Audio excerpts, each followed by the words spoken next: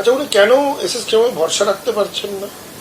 15 বছর মুখ্যমন্ত্রী ছিলেন মমতা বন্দ্যোপাধ্যায়, স্বাস্থ্যমন্ত্রী ছিলেন মমতা বন্দ্যোপাধ্যায়। তো সেইখানে অভিষেক বন্দ্যোপাধ্যায় তো অনীহা কেন যে এসএসকেএমে গিয়ে তার চোখ নিয়ে যে সমস্যা, তা সেই চোখ নিয়ে যা সমস্যা সেটা সেখানে দেখাবা? সেখানে তো অনেকে ডক্টর প্যানেল রয়েছে। এখানেই প্রশ্নটা ওঠে যে রহস্যটা কোথায়? এই যে উনি বারবার বারবার বিদেশ যেতেন চিকিৎসার নামে, সেটা চিকিৎসার জন্য বিদেশ যেতেন নাকি অন্য কোনো সেখানে অভিসন্ধি লুকিয়ে রয়েছে, অন্য কোনো কাজে তিনি বিদেশ যেতেন? আজকে এই প্রশ্নটা আসছে। তার সব কটা মেডিকেল রিপোর্ট, সেই মেডিকেল রিপোর্ট পেশ হওয়া উচিত এবং দেখা উচিত যে সত্যি তার বিদেশে ট্রিটমেন্ট দরকার ছিল কিনা। বিদেশে চিকিৎসা করিয়েছেন মানেই সেখানে চিকিৎসা করাতে হবে এমন কেন? তাহলে কি সে তার ডিপ্লোম্যাটিক পাসপোর্টটা ব্যবহার করে অন্য কোনো প্ল্যান রয়েছে, কোথাও চলে গিয়ে অ্যাসাইলাম নিয়ে নেওয়ার? এই প্রশ্ন তো জাগে।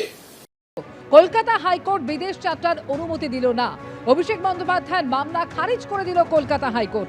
একাধিক মামলা এই মুহূর্তে বিচারাধীন, সেই কারণে বিদেশ যাত্রার অনুমতি দেওয়া সম্ভব নয়। তাই দেশেই চিকিৎসা করার পরামর্শ দিলেন কলকাতা হাইকোর্টের বিচারপতি সৌগত ভট্টাচার্য। অভিষেক বন্দ্যোপাধ্যায়ের বিরুদ্ধে প্রায় 16টি মামলা আছে। সেখানে যদি কালকে নোটিশ পাঠিয়ে হাজিরা দিতে বলে তখন কি করবেন? অভিষেক বন্দ্যোপাধ্যায়ের আইনজীবীকে প্রশ্ন করেন বিচারপতি সৌগত ভট্টাচার্য।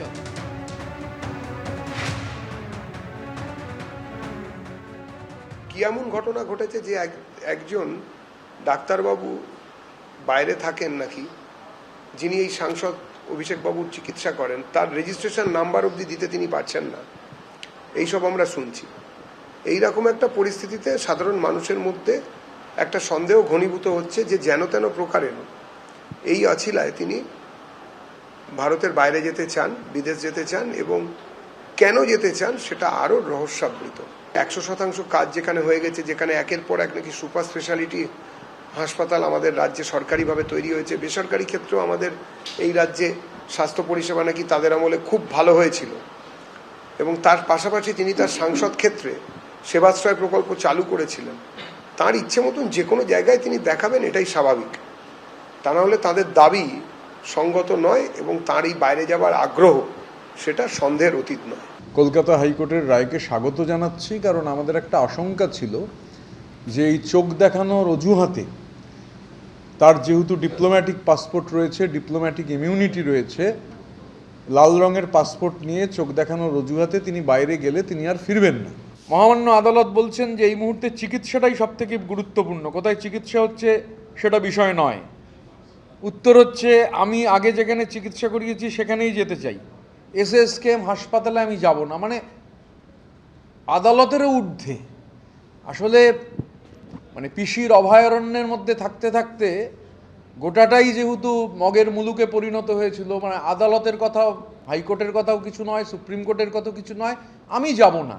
আর এটাও গুরুত্বপূর্ণ, এটাও তদন্ত করে দেখা দরকার, মানে এটাও খুব ইম্পর্টেন্ট যে জন হপকিন্সের মতো হাসপাতাল, সেই হাসপাতালের প্রেসক্রিপশনে যদি রেজিস্ট্রেশন নাম্বার না থাকে ডাক্তারের, তো সেটাও কোথায় ক্যামাক স্ট্রিটে বসে ফর্জারি হয়েছে কিনা সেটাও দেখা দরকার, কারণ উনি এই ধরনের ব্যাপারে অসম্ভব পারদর্শী আর কি। এবিপি আনন্দ, এগিয়ে থাকে, এগিয়ে রাখে।